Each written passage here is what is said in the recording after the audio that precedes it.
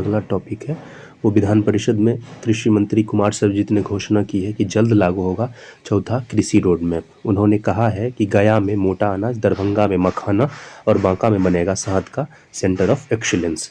गया में मोटा अनाज, दरभंगा में मखाना और बांका में शहद के लिए सेंटर ऑफ एक्सीलेंस बनेगा। सोमवार को विधान परिषद में कृषि विभाग के आय व्यय पर सरकार की ओर से उत्तर देते हुए कृषि मंत्री कुमार सर्वजित ने यह घोषणा की।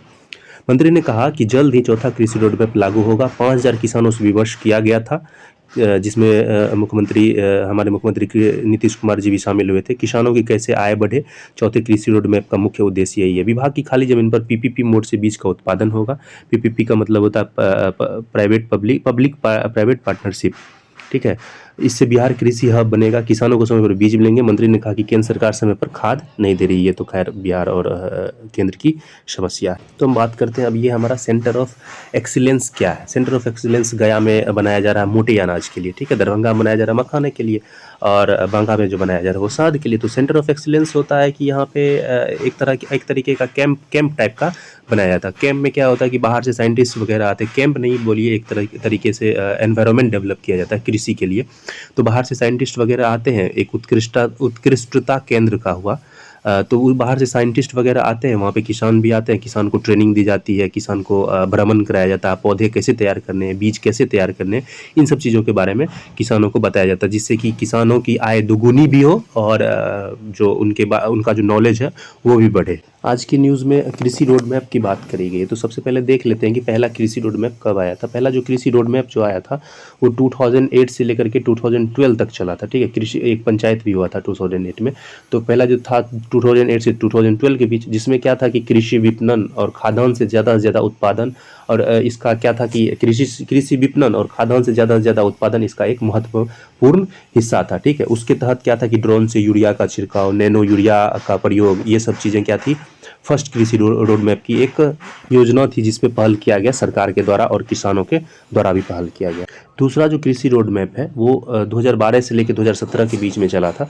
तो उसमें हमारे मुख्यमंत्री जी ने ये कहा था कि मेरा सपना है कि हर भारतवासी के थाल में बिहारी व्यंजन हो। इसी लक्ष्य को प्राप्त करने के लिए 2012 से लेकर 2017 तक हमारा सेकेंड कृषि रोड मैप चला था, ठीक है। अब बात करते हैं अपन थर्ड कृषि रोड मैप के बारे में। थर्ड कृषि जो रोड मैप आया था वो 2017 से लेकर के 2022 तक चला था। बाद में फर्दर इसको बढ़ाया गया था, कोरोना की वजह से 23 तक कर दिया गया था, ठीक है। तो इसमें जो बात करी गई थी कि जैविक खेती के बारे में बात किया गया था। हरी खाद की बदौलत जो है इसमें आगे बढ़ने का हम लोग संकल्प लिए थे, ठीक है।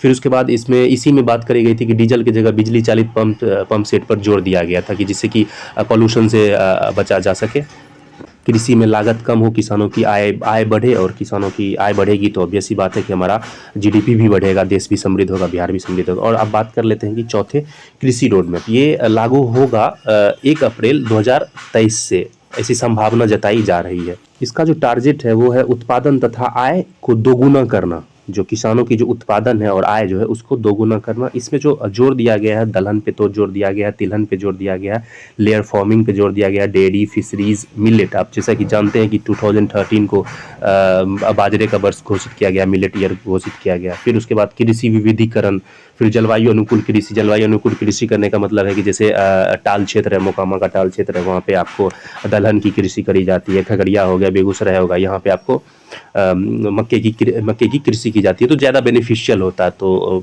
इसीलिए जो है जलवायु का अनुकूल कहा जाता है कि कृषि करनी चाहिए। जैसे कि अभी अररिया में हो गया, फिर सुपौल में भी हो गया, फिर उसके बाद किशनगंज में तो बहुत पहले से चाय की कृषि हो रही है। तो वो हुआ एक आपको जलवायु अनुकूल कृषि करना। तो आज का टॉपिक यहीं पे खत्म होता है। Thank you.